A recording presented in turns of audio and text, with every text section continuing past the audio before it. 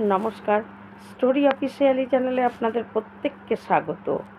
আজকে ভগবান শিব পার্বতীকে গীতার নবম অধ্যায়ের কতটা মাহাত্ম্য, প্রত্যেকটা শ্লোক কতটা শক্তিশালী সেই নিয়েই তিনি বলছেন। ভগবান শিব বলেন যে গোদাবরীর তীরে এক ব্রাহ্মণ বাস করত। সেই ব্রাহ্মণ একদিন কি করে, একটা ছাগল নিয়ে মন্দিরে যায়। সেই ব্রাহ্মণের নাম ছিল মাধব। ছাগলটিকে বলি দেওয়ার জন্য তিনি মন্দিরে নিয়ে যায়। তখন মন্দিরে নিয়ে যাওয়ার পর সেই ছাগলটি মাধবকে বলে ওঠে, আরে মূর্খ, তুই আমাকে বলি দিস না। তখন মাধব বলে, তুমি কি করে এইভাবে কথা বলছো? তখন বলে যে আমিও তো তোর মতনই মূর্খ ছিলাম। আমি দুর্গা দেবীকে সন্তুষ্ট করার জন্য একটা ছাগল এনে বলি দিয়েছিলাম, তাই এই জন্মে আমি ছাগল শরীর পেয়েছি।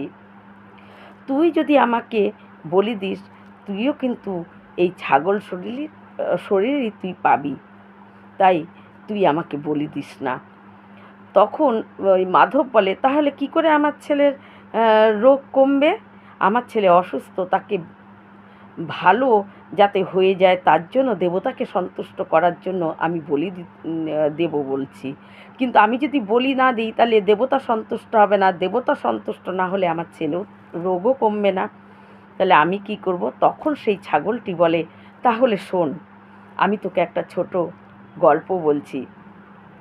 কুরুক্ষেত্রে চন্দ্রশর্মা নামে এক রাজা ছিল। সেই রাজা একাদশীর পরের দিন এক ব্রাহ্মণকে ডেকে অনেক কিছু দান করেন।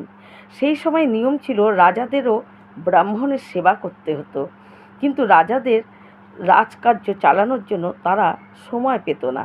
তাই তখন তারা এই নিয়ম করে নিয়েছিল যে রাজার একজনকে ছেলে রাজার যে কোনো একটা লোককে ব্রাহ্মণকে দিয়ে দিত এবং রাজার হয়ে সেই ব্রাহ্মণের সেবা করত। চন্দ্রশেখর রাজাও তাই করেছিল। অনেক দানের মধ্যে একজন ছেলেকে তিনি দিয়ে দেন এবং বলে যে আমার হয়ে এ আপনার কার সেবা করবে। ব্রাহ্মণ দান গ্রহণ করে কেবল যাবে, এমন সময় চন্দ্রশেখর রাজা দেখে যে তার ভিতরে যাকে দান করার জন্য যেই ছেলেটিকে দিয়েছিল সেই ছেলেটি পুরো কালো হয়ে গেছে এবং তার ভিতর থেকে দুটো আত্মা ওই ব্রাহ্মণের ভিতরে ঢুকছে।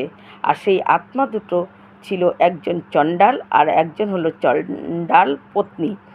সেই আত্মা দুটো ঢুকছে ব্রাহ্মণের ভিতরে, আর ব্রাহ্মণ শান্ত হয়ে যায় এবং শান্ত হয়ে কী জানি একটা জপ করছে। তারপর রাজা দেখে যে ব্রাহ্মণের ভিতর থেকে ওই আত্মা দুটো বেরিয়ে একটা বিমানে আসে এবং সেই বিমানে ওঠে এবং সেই বিমান বৈকুণ্ঠর দিকে চলে যায়। তারপর রাজা তখন ওই ব্রাহ্মণকে জিজ্ঞাসা করে, আপনি কী এমন মন্ত্র জপ করছিলেন? আপনাকে দুটো রাক্ষস এসে ধরল, একটা কালো কি একজন এসে আপনাকে ধরল, কিন্তু আপনি ছুটোছুটি কিচ্ছু করলেন না, আপনি শান্ত হয়ে কী জানি একটা জপ করছিলেন, সেটা কি জপ করছিলেন? তখন ব্রাহ্মণ বলে যে এমন কিছু জপ করছিলাম না, গীতার নবম অধ্যায়টা আমি জপ করছিলাম।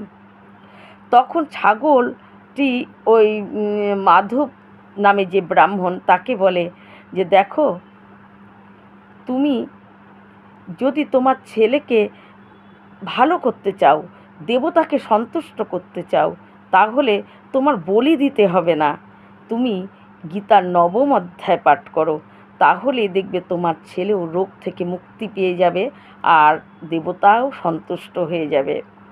তখন ওই মাধব ব্রাহ্মণ বলে যে হ্যাঁ, আমি বলি দেব না, বলে সে গীতার নবম অধ্যায় মন দিয়ে পাঠ করতে বসে এবং মন দিয়ে সে পাঠ করে।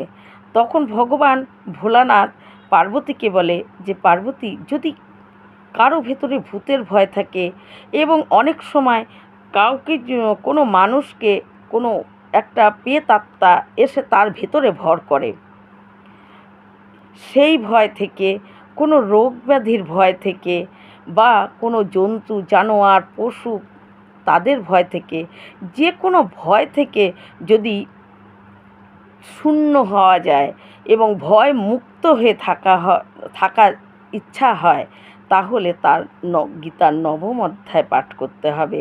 যদি কেউ গীতার নবম অধ্যায় পাঠ করে, তার ভিতরে কোনো মানে খারাপ আত্মা ঢুকতে পারবে না, সেই ভয় থেকে সে মুক্ত হয়ে যাবে এবং কোনো জীব জন্তু বা কোনো রোগ থেকে সেই রোগের ভয় তার ভিতরে থাকবে না। সমস্ত ভয় থেকে যদি আমরা মুক্তি পেতে চাই বা ভয় মুক্ত যদি আমরা হতে চাই, তাহলে আমাদের গীতার নবম অধ্যায় প্রতিদিন মনোযোগ দিয়ে পাঠ করতে হবে। এই গীতার নবম অধ্যায় পাঠ করলে তার ভিতরে আর এই সমস্ত ভয় থাকে না।